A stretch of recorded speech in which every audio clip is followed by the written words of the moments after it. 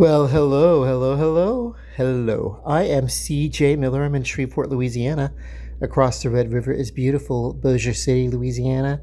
And I had a friend come over for afternoon coffee and cake. And as you could tell, we put a hurting on this cake. I also had some soft sugar cookies out to the sugar cookies.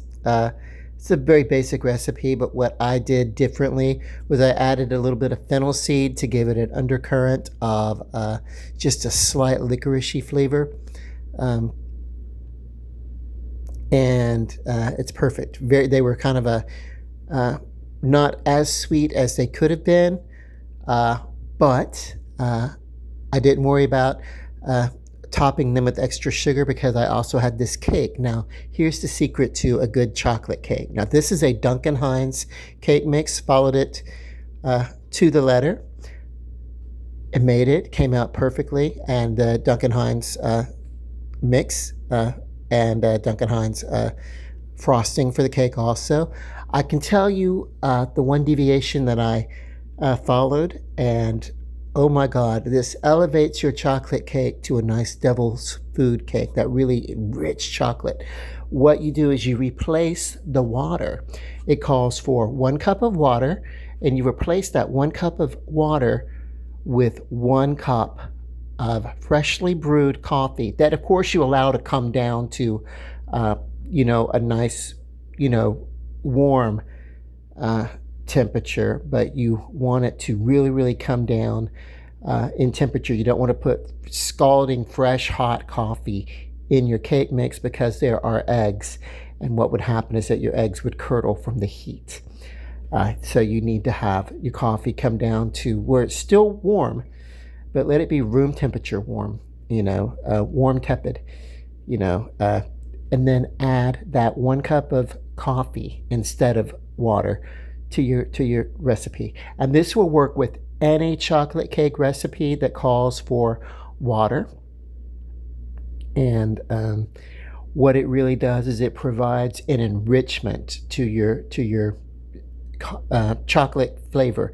It actually really provides a strong bottom to that chocolate flavor.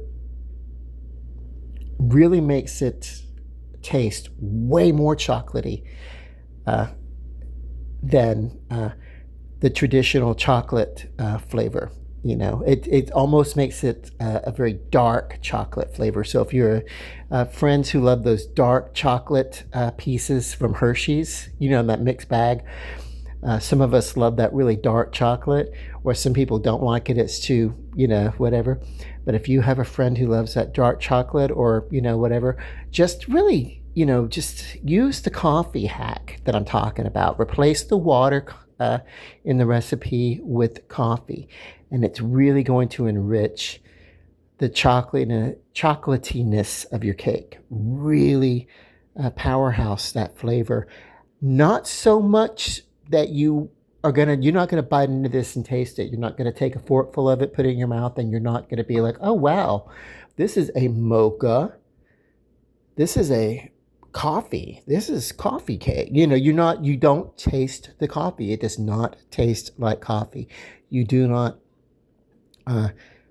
identify coffee in this recipe, but the richness of the coffee does support on the palate this chocolate. Now, obviously, this went well because my buddy and I each had a large slice of this cake, and then he took some home with them. And of course, the soft sugar cookies, they're gone too, which I made those the other day. I made I should have done a video for those. It's a soft sugar cookie. You can find many recipes online for a soft sugar cookie. And then basically what I did was add about a tablespoon of fennel seed to that, So it's a sugar cookie with the fennel seed, and the fennel seed provides a nice licorice flavor to the palate that's not too stout. It's very subtle, but it pairs well with the chocolate cake. It's almost a bread, really. But anyway,